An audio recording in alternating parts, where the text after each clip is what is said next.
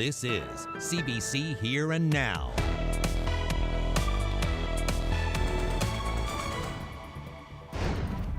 A repeat drunk driver is sentenced for a deadly crash. The best thing you can do is get caught. The worst thing you can do is shatter a family. A mother's grief. Angela Gregoire speaks about the life and overdose death of her son in Toronto.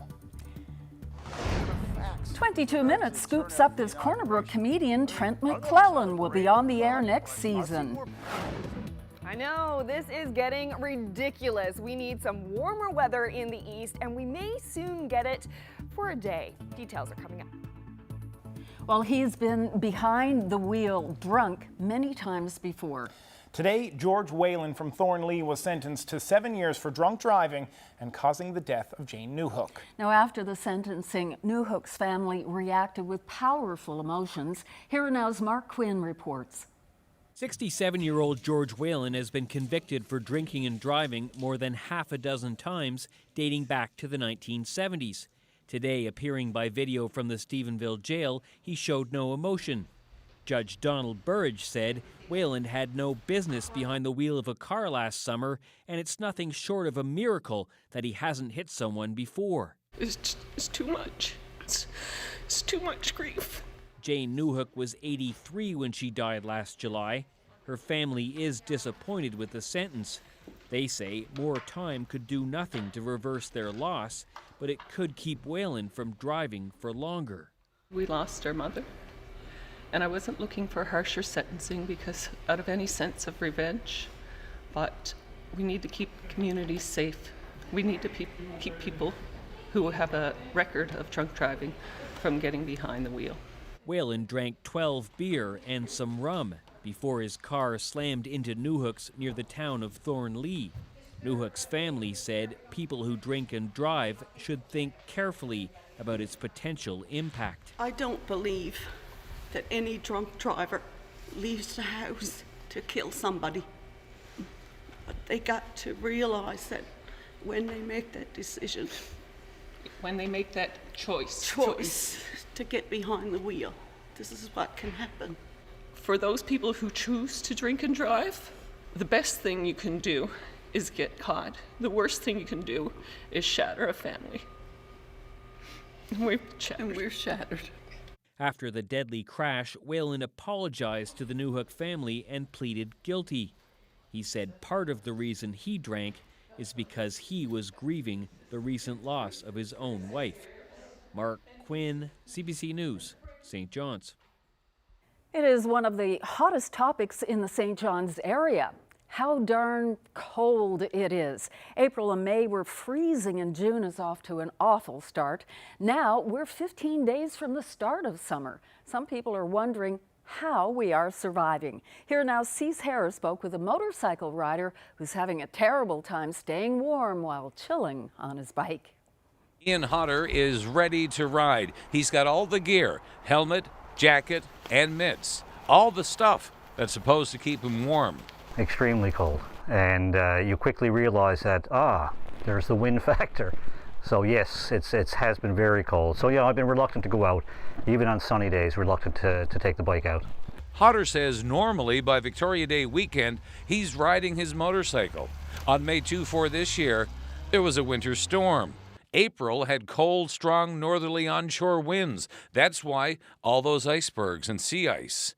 May was officially terrible. Not the coldest May ever, but the coldest May since disco. And June? Well, so far it feels a lot like May. So how does that feel after 25 minutes on the highway? It's easy. A wind chill calculator shows just how cold it is. Now, Ian, I did the calculation. I went online and I did a calculation of your wind chill on that road. Yes. So it's 3 degrees in St. John's. Your wind was about 100 kilometers an hour. Yes. So you were driving around in -6 degrees wind chill. Well, it feels like -6. It really feels like minus. Even with these are like a -10 glove, and my fingertips are absolutely mobility's not great. Many people who live outside of St. John's think the streets are paved with gold, but they're paved with cold. Now, forecasters do tell us it may start to feel like summer around the end of June, but first, the townies will have to endure 3 weeks of Capeland weather first. After that, they hope for a warm-up by Regatta Day, and after Regatta Day, the saying around here goes, summer's over. Cease here, CBC News, St. John's. Well, thanks for that pleasant report there, Cease. So if only it was as hot outside as it was, as John Travolta was there in Saturday Night Fever. So that's the weather report from the streets. Now the question is, when are we going to see some signs of summer? And that's why we're going to bring in Carolyn Stokes to try to answer that question. Yes, well, Jeremy, all we need is just a little patience. The next couple of days are not looking great here in the east, but then all that shivering should stop briefly. Just have a look at this. Here's how the next 3 days are shaping up for St. John's. Tomorrow and Thursday, we'll have temperatures in the low teens, barely cracking double digits. But if the forecast holds, the mercury gets a boost on Friday, 19 degrees, some sun, some cloud, just what we need right now. But sadly, wow, it's going to be a bit short-lived. Showers are expected Friday night into Saturday, and temperatures will then dip down to 13 degrees and stay in the low to mid-teens for a while. But we're still a few days out, so there's a chance things could change. I'll have a closer look at what's happening in the rest of the province coming up a little later. Debbie? Thanks, Carolyn. There is growing outrage tonight about an Inuk woman from Labrador who is still in a men's prison in St. John's. Beatrice Hunter was one of the people who staged a protest at Muskrat Falls last year. She was flown to prison in St. John's last week when she refused to promise to uphold a Supreme Court injunction to stay away from the construction site. She's at Her Majesty's Penitentiary because there is no room at the Women's Correctional Facility in Clarenville. Our Chris O'Neill Yates has the latest. Beatrice Hunter's supporters keep a vigil outside Her Majesty's Penitentiary. Hunter is here because of what she did 1,500 kilometers away in Labrador. I thought what would happen is that I would get a fine. Beatrice Hunter protested at the Muskrat Falls project. She was arrested and she refused to cooperate with the courts, so she was flown out to prison in St. John's. It's overwhelming and it's heartbreaking. There's a big difference between being in the same town and the difference being in a totally different town, hundreds of miles away from your family. But I know what I'm doing is right. But until last year, this was a men's prison. A separate section was renovated to house women. Her Majesty's Penitentiary was named for Queen Victoria. She was on the throne when this prison was opened in 1859. That's the same year Charles Dickens published his classic, A Tale of Two Cities. And Dickensian is exactly how many describe conditions inside this prison. Cramped quarters, bad air quality are just a few of the problems. For decades, the provincial government has tried to have this prison replaced, but it couldn't come up with the money. Rose Ricciardelli is a sociologist at Memorial University who studies prisons. She says this one is unfit for prisoners or workers. I don't think we could find a prison in Canada like HMP. In what sense? That is in this state. But Ricciardelli says Hunter's imprisonment goes beyond physical conditions. She believes there should be a better solution than uprooting Hunter from her home in Labrador. Because now she's displaced from her family, her community. She is very concerned, and she doesn't have the supports that she needs. Where she is a non-violent woman who is not a threat to society, but she is breaching law. Newfoundland and Labrador's Minister of Justice and Attorney General Andrew Parsons agrees the prison is in rough condition. That when you can use the term Dickens era to describe it, your prison is too old. As for Beatrice Hunter being imprisoned there, Parsons says that's between Hunter and the courts. And as minister, he can't and won't get involved. Chris O'Neill Yates, CBC News, St. John's. Now, coming up in about 35 minutes, we will hear more from Beatrice Hunter. She was found injured and naked on a St. John's street, And now tonight, a man is facing charges. Police were called to Springdale Street in the downtown area around 4 a.m. That's where they discovered the woman on the road. Now, police say she told them that she was held against her will and assaulted by a man she knew. Police say her injuries are serious. A 42-year-old has been charged with forcible confinement, overcoming resistance, assault causing bodily harm, and breaching court orders. Police have also charged her with breaking a court order. A CBC investigation into understaffing by a private ambulance operator in Labrador is uncovering province-wide problems. Some contractors aren't moving quickly enough when a call comes in, and there's a flaw with the response time reporting system. Here now's Katie Breen has that story. Private ambulance staff record their own response times, and that's got one official with the Department of Health concerned about how data is collected. Wayne Young with the department's Air and Road Ambulance Division doesn't trust the process. In internal emails obtained by the CBC, Young tells a colleague he takes the self-reported data with a, quote, very large grain of salt. There's a potential conflict of interest. Primary ambulances, like the ones in Happy Valley Goose Bay, have to be en route to a call within 10 minutes, 90% of the time. Staff aren't always close to their emergency vehicles, so the 10 minutes, called shoot time, is for medics to drop what they're doing, get to the ambulance, and get going. 11 of 49 private operators in the province aren't meeting shoot time. There are outlier cases, like an operator in Spaniards Bay that misses the mark more than 60% of the time, and the operator in Jackson's Arm, which isn't far behind at 47.9% of the time. But add together every call that's made in the province, and in over 92% of cases, private ambulances are rolling in under 10 minutes. Shoot times aren't Labrador Ambulance Service's main problem, it's understaffing. At times, it's only had one of its 2 required ambulances ready. In an email, Young indicates the company might have been paid wages for the ambulance that wasn't staffed. The company has refused CBC's request for interview, but in emails obtained through access to information, the company says it is hiring new employees.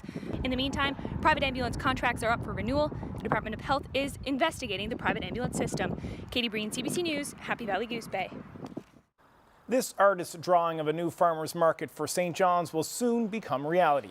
City Council has awarded a $2.4 million contract to Redwood Construction. Now, work should begin within months to renovate the old Metro bus depot on Freshwater Road. It's anticipated the new farmers market will be ready to open next spring. Another comedian from this province is joining the cast of CBC's This Hour Has 22 Minutes. Corner Brook's Trent McClellan tweeted out this morning that he is joining the show. McClellan now lives in Calgary. He says he is beyond excited to join the incredible team. McClellan has performed on major comedy stages such as Just for Laughs and the Winnipeg Comedy Festival.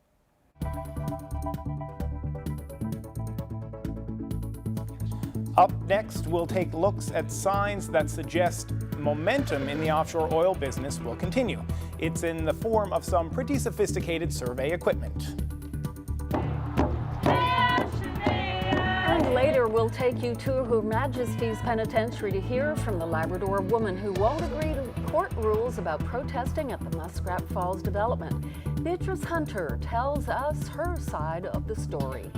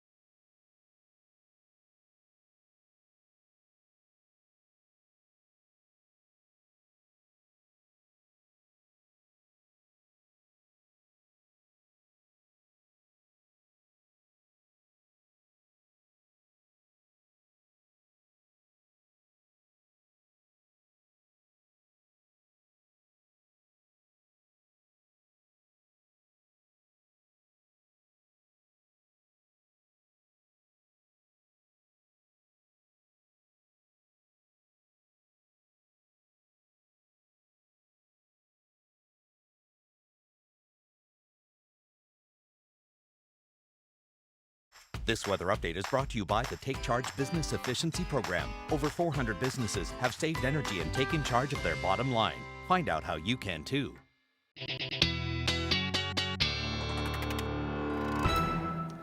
Not gonna lie, when I went to the gym this morning, I actually put on a winter toque. I'm not surprised. It is a hat and mitts kind of day for sure. And you know, it's going to be sticking around for a little while longer. And some places are going to be especially cold tonight. So let's have a look at what's coming.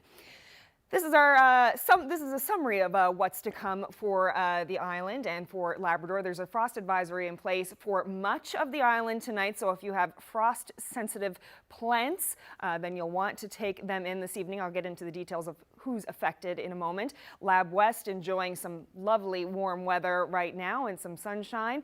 And it's going to be staying cool in the east for at least a couple of days. So these are the areas affected by the frost advisory this evening. From Port aux Basques right up through Corner Brook, right across the island to Grand Falls, Windsor, Bonavista North, and along the southern shore there. So yeah, it's going to be pretty chilly in many of those places this evening. But St. John's is escaping that frost advisory tonight. Here are some of your temperatures. Not much happening by way of precipitation on the island tonight. The only place that's seeing some wet weather is along the straits there. Cartwright could see some freezing drizzle tonight. So this is going to be heading down to the island. This is what's happening up there right now in terms of showers as we get into the nighttime overnight on Wednesday. You can see it's making its way down here, and by tonight or tomorrow morning. There we are. This tomorrow morning. You can see that Corner Brook will be seeing some showers there, and it will kind of swipe right across the island throughout the day there tomorrow. Here's a look at some temperatures. Fairyland, not too bad tomorrow, 16 degrees and some cloud, and right around the southern area here, Placentia 16 degrees as well. A bit cooler up in Bonavista, some of those showers affecting those places there.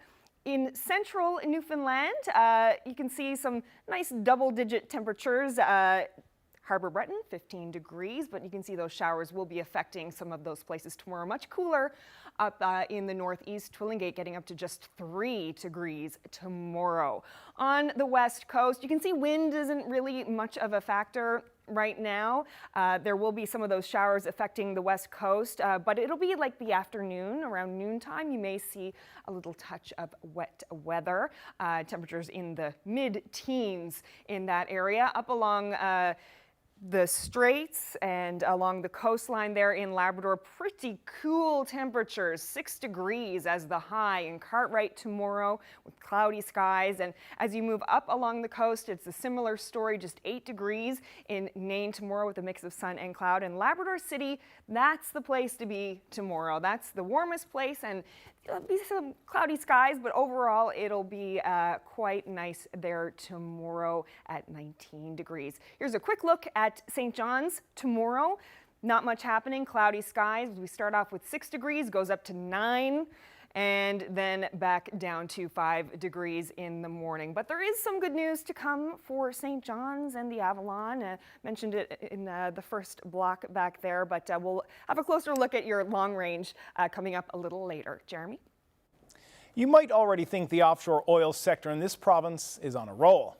Hebron, West Rose, White Rose, 1 billion barrels from Hibernia. But there are signs that that momentum will continue, and it's happening in the form of some very sophisticated geoscience known as seismic surveys. 2017 is shaping up to be a record year for this province. Here and Now's Terry Roberts reports. The ramform Tethys, almost as wide as it is long, and it's generating lots of attention here in Bay Bulls. It's one of a small fleet of specialized seismic vessels that'll be active in our offshore this year. 70 meters wide. Too much girth for the Narrows in St. John's. The Tethys and a similar ship will carry out valuable 3D surveys, gathering data that the provincial government hopes will eventually lead to more producing oil fields. This is one of the largest 3D programs in the world today, really. And what does that mean? That informs the operators and informs the people that are interested in exploring in our waters what kind of prospectivity we have in our waters. The board that regulates this activity says no less than 18 geophysical companies have completed environmental assessments. Nalcor has played a big role in all this, launching a seismic program of its own 6 years ago and using that data as a carrot to attract oil companies. It's paid off. In the 30-plus years since the Atlantic Accord, the province has achieved $5.3 billion in offshore bids. That's a lot of money in bids, but more than or almost 50% of that amount has occurred in the last 3 years alone. And I tend to believe it's largely due to the seismic activity that we started back in 2011. The number of oil companies with interest in the offshore has also doubled in the last 3 years. While exploration has contracted worldwide, interest remains high in our offshore. We've seen exploration budgets internationally decline by 75%. Based on the activity level here, we're getting a reasonable, more than a reasonable share of that spending. So it says that the eyes of explorers are around our offshore and that the prospectivity is really exciting to them. Cadigan says there could come a time when an oil development is approved every 1 or 2 years in this province. Terry Roberts, CBC News, Bay Bulls.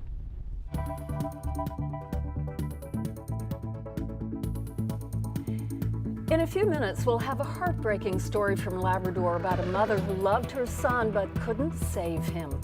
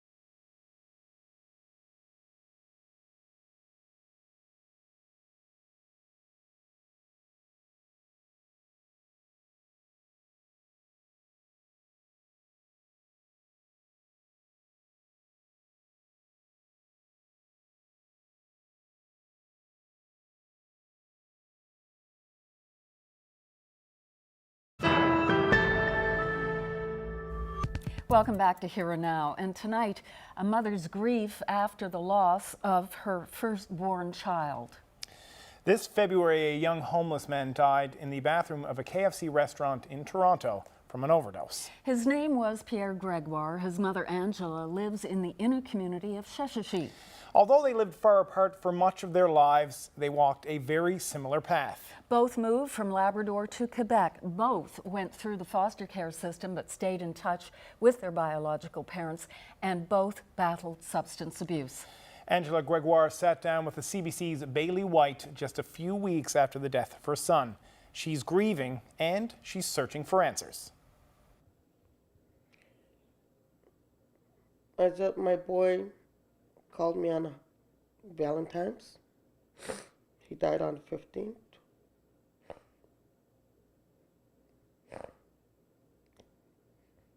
What did he say to you on Valentine's? He told me that he loved me, that he was going to come home. What did you say to him? I said, Pierre, I really miss you so much. I said, why are you over there? You know, you should be over here. You can go to school over here in the North Atlantic College. You don't need to be in Toronto. My boy was a squeegee kid. He made money by washing cars, you know. And he was panhandling. I know that part. He told me that. I don't know how my son became a junkie.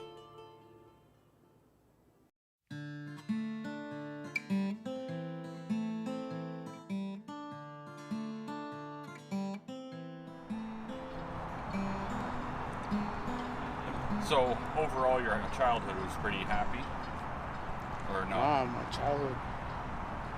It's like I got a French name. I look Chinese. I'm native. That means you get to celebrate more holidays. You got to look at the upside of it. I do. The Right? cup is always half full.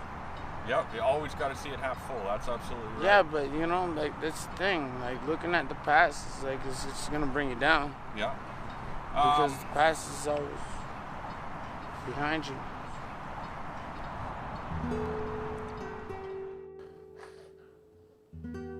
The children, you know, that been placed in the foster homes, they got nowhere to go after that. I was one of those children, you know. It's hard to get a home once it's broken. You get lost. I took care of myself since I was 6 years old, 7 years old.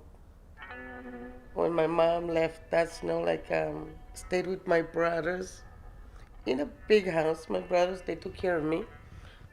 I didn't go to school. Nobody knew that I was alone, you know. It was always like alcohol involved in my life. You know, like people coming and going out and drinking. It was very normal to see that. Go and see the doctor. He's got nothing but bad news, because it tells the truth. And me and my boy, I took the train and we went to Montreal. I hanged out with the wrong crowd. Drugs, they took control of me. Me and Pierre, we lost contact.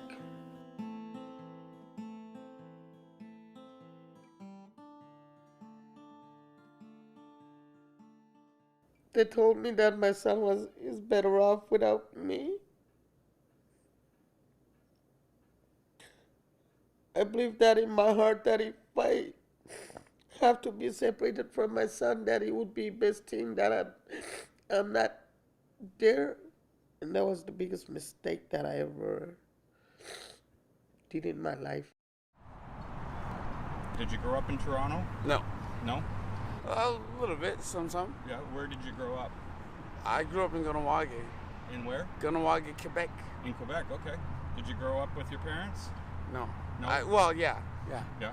They're my foster parents, but yeah, Foster parents? they're my parents. Foster parents are parents, that's no problem. Were they good people? Amazing. I always trying to forget about my son, you know. The drugs, they took control of me. I had nowhere to go, and I didn't want to turn to my family. I never been with my family, you know. And when he went to that foster home, he completely changed, you know. We lost that connection. Me and my boy was so mad at me. Told me, Mom, how come you left me? I came because I wanted to be with my mom. I had the same thing happening. Since being on the streets, have you battled addiction with drugs, alcohol, anything like that?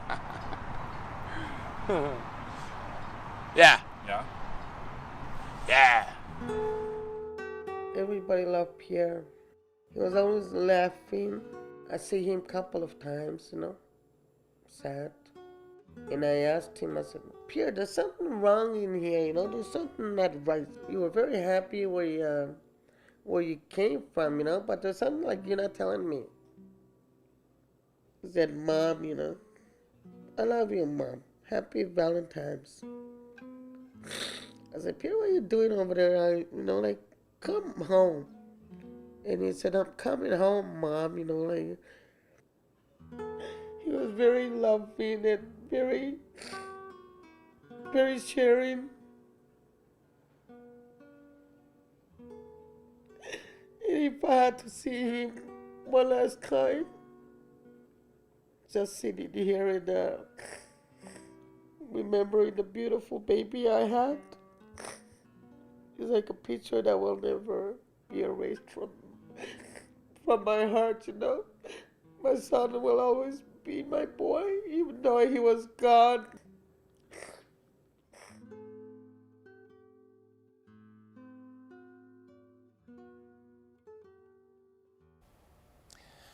A powerful personal story. For sure. Now, tomorrow night, a leader in Sheshatshiu says the trauma that Angela has gone through is not uncommon.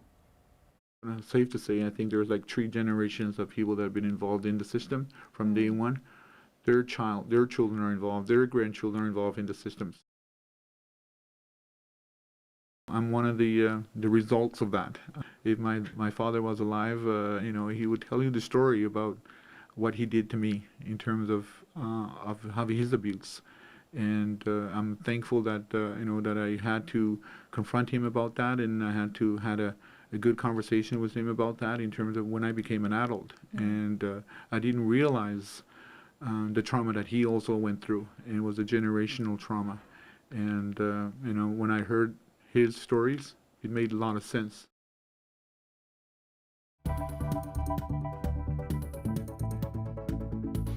There's more to come on the sentencing of George Whalen, the man responsible for the death of an elderly woman after he drank a dozen beer and a flask of liquor and then drove drunk.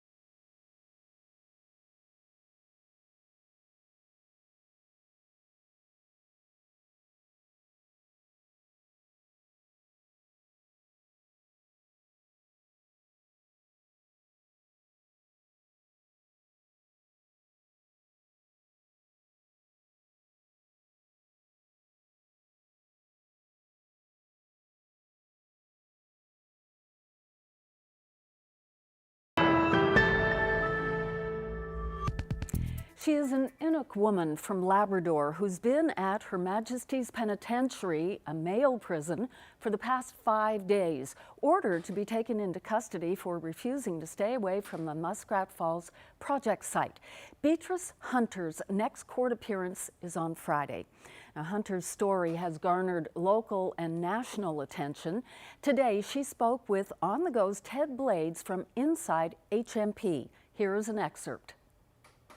Only so long people can be suppressed until you have to do something about it. And my way of doing it, as peacefully as I could, was to look the judge honestly in the face and tell him that I couldn't promise to stay 1 kilometer away from Muskrat Falls. Now, when you said that, did you know that going to jail was a possibility? I knew it was a possibility. Did you think it would happen? No. I thought what would happen is that I would get a fine. I would get some kind of fine, and that was it. That's what I thought. So when the judge instead sentenced you to custody, what thoughts went through your head?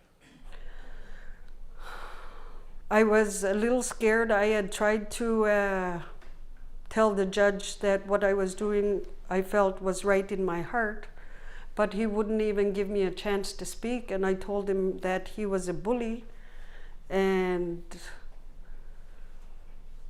I never got to express why I'm doing what I'm doing. He never gave me that chance. And I find it very intimidating, and it's just like in high school, being bullied by someone who doesn't want you, who ensures that to show that you're different. He's making us out to be criminals, and we're not criminals. We went in the gate last year, occupied the site, and did it all peacefully. No one got hurt. And then you hear about that protest at DFO, and you're like, you hear about the protesters breaking windows, and they get no charges. And that's discriminatory to us Labradorians. It's not right. There's something wrong. You're not supposed to treat, all lives matter. Every life matters. God didn't create us just to be dogs to the British colonial rule. He wants all men equal. When I was at the Goose Bay lockup, on Wednesday morning, he had come in. He said, Beatrice, the RCMP officer came in. He said, come on, Beatrice. I said, where am I going? He said, you are going to St. John's. I told him, I said, I can't even see my kids or my family before I go. He said, no, you're in jail.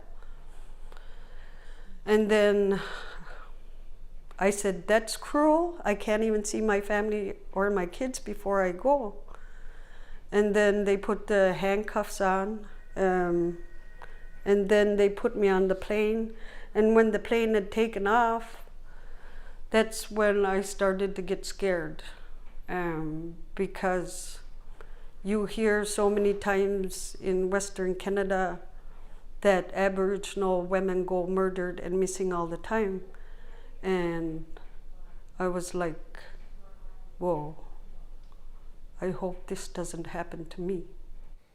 If the question is the same question as before, will you stay away from the Muskrat Falls site? We'll let you go home if you promise to stay away. What will your answer be? It will be the same as last time. Somebody has to stand up to Nalcor and tell them that you're not putting Labrador lives in danger. This is for the future of Labrador. This is for my grandchild.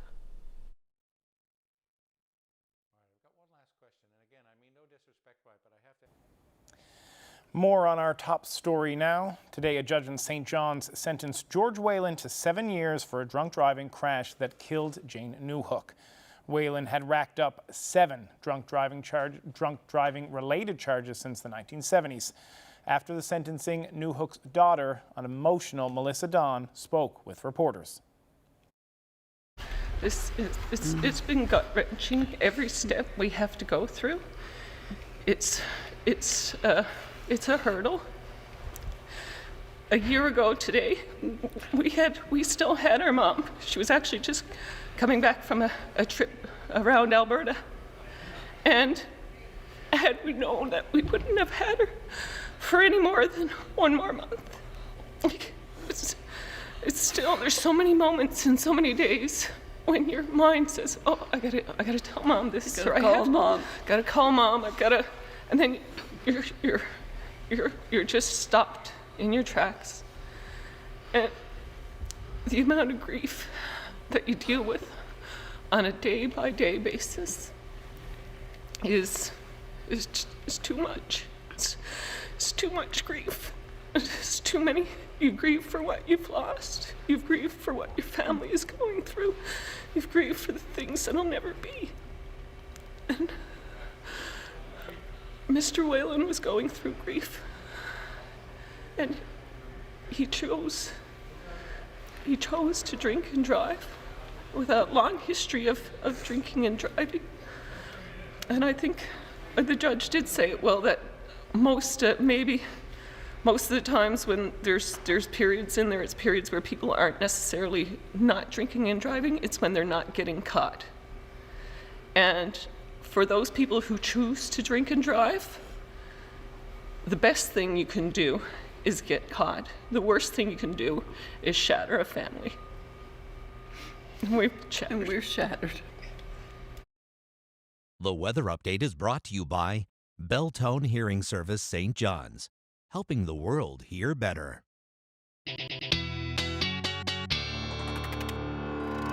Let's turn our attention back to the weather now, and somebody came in the studio and said, it's nice out, and you nipped out to have a look. Oh yes, I had to run out and see. It's actually really sunny out there now. It looks lovely. It's still pretty chilly, but at least it's bright. At least we have that. So there's hope. There is hope. Yeah. Absolutely. So let's see how we're going to stack up against the rest of the country at the moment. These are some current temperatures. It may be bright out in St. John's, but it's still only 10 degrees. You can see that the rest of the country is much more summer-like in their temperatures. Winnipeg is looking at 28 degrees right now. Calgary 22, Fort Mac 26.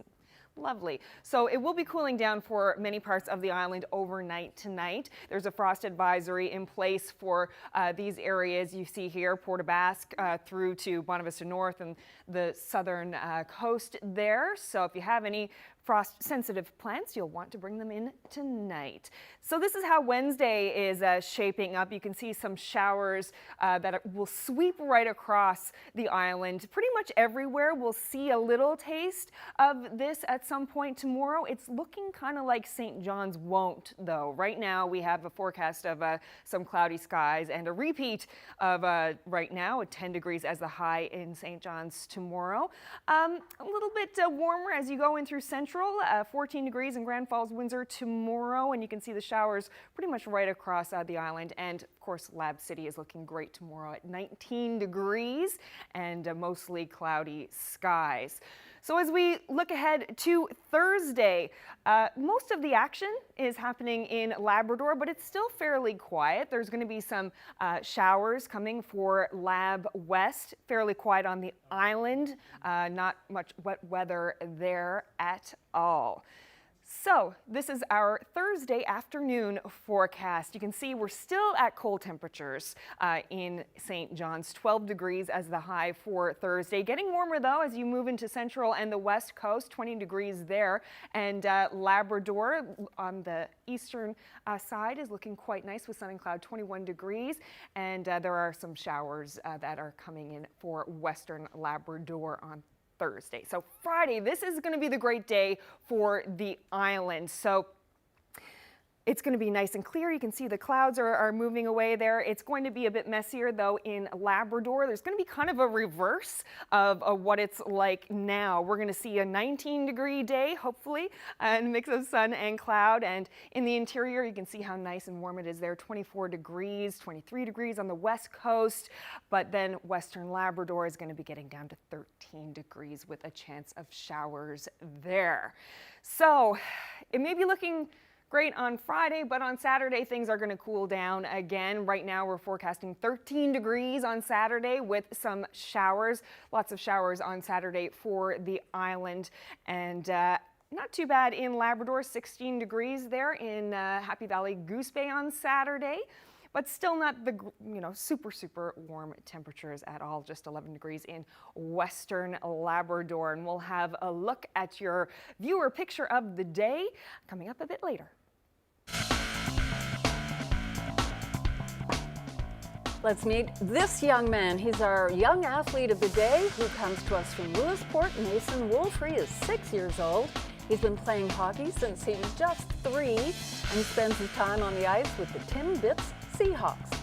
Mason enjoys practicing his shot when he's not at the rink, perfecting his bar down, and top cheese, whatever that is.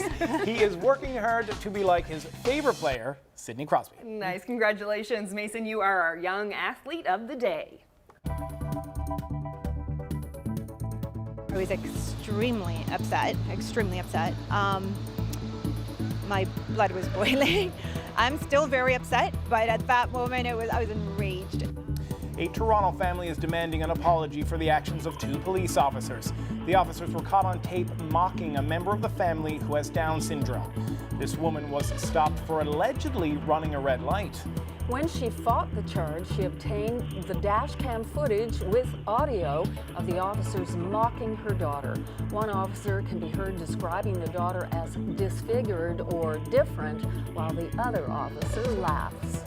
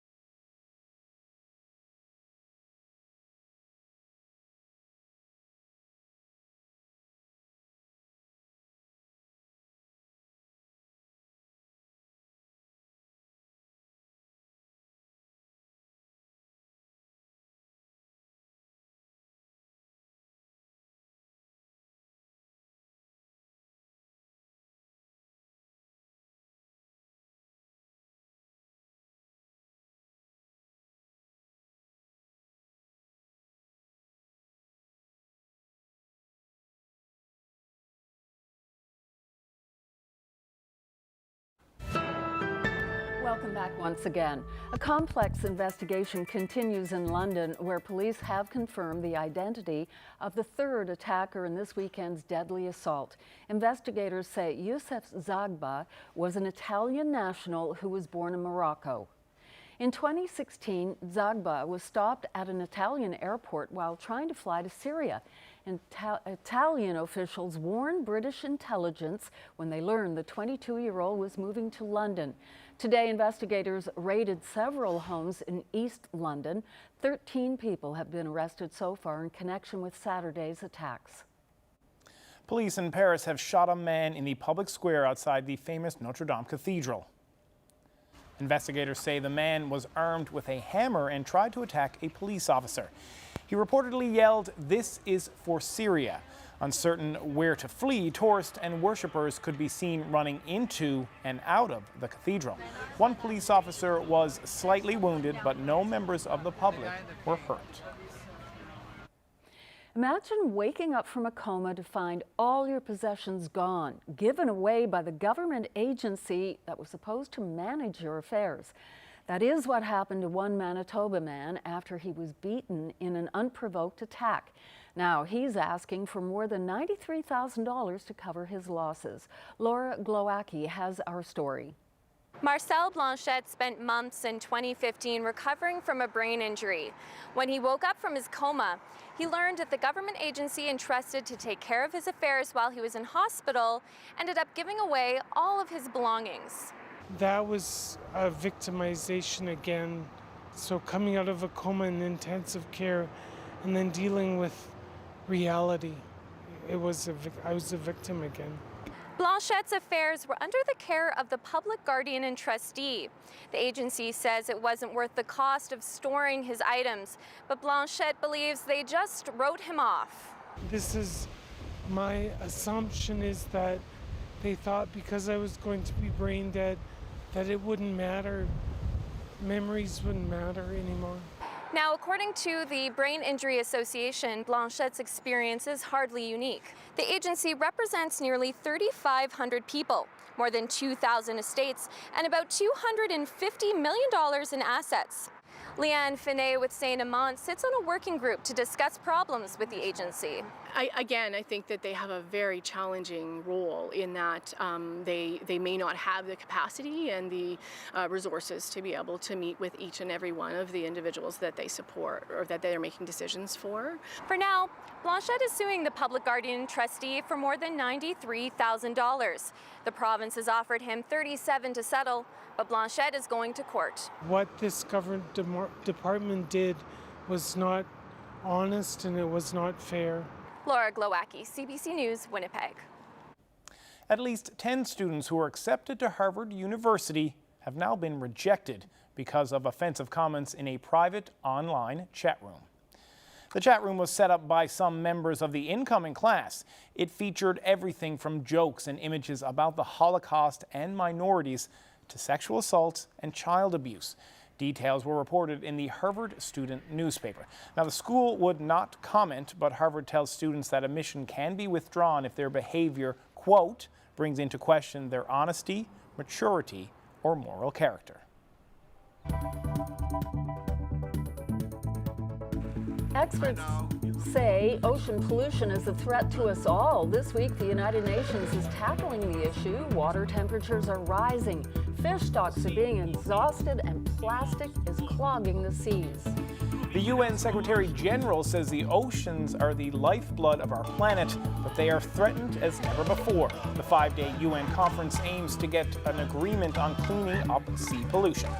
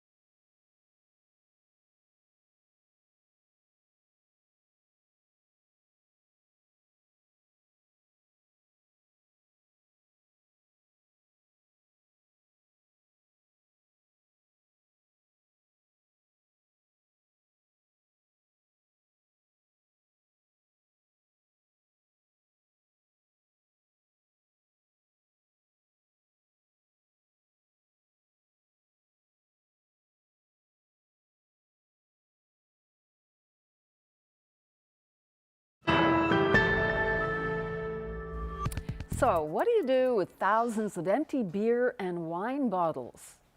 Build a village, of course. That's exactly what one PEI man is doing. So far, Gar Gillis has put up 8 buildings, including a tea room, a sports center, oh my, a school, and even a lighthouse. Admission to the Bottle Village is by donation, and money goes to a Halifax hospital for women and children. And if it crossed your mind about Gar's liver, he says he gets his bottles from neighbors and hasn't drunk a drop in decades. It's different. It certainly is. Now this story from the different to the downright quacky.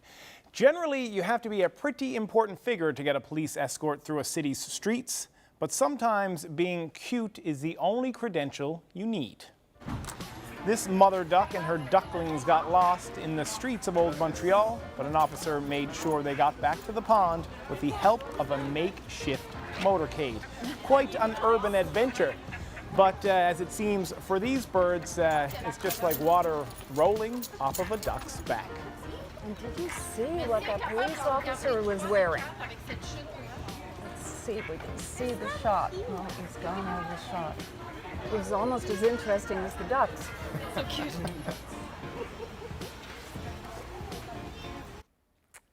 How cute is that? So, final recap of tomorrow, what's in store for the province. A cooler day for St. John's, as we mentioned, 10 degrees tomorrow. Some showers will hit most parts of the island at some point throughout the day. Temperatures in the mid-teens, and Labrador cool along the coast, and beautiful in Lab City tomorrow with a high of 19 degrees. And here is your picture of the day. Speaking of beautiful. Yes, wow. That's a Coast Guard ship as it's leaving Corner Brook, and this is a sunset last night. Isn't it gorgeous? You must have seen a number of those, Jeremy. Many of those. It's a beautiful Bay of Islands. Yeah. So that's a fantastic shot. Thanks for sending that in. See you tomorrow. Right.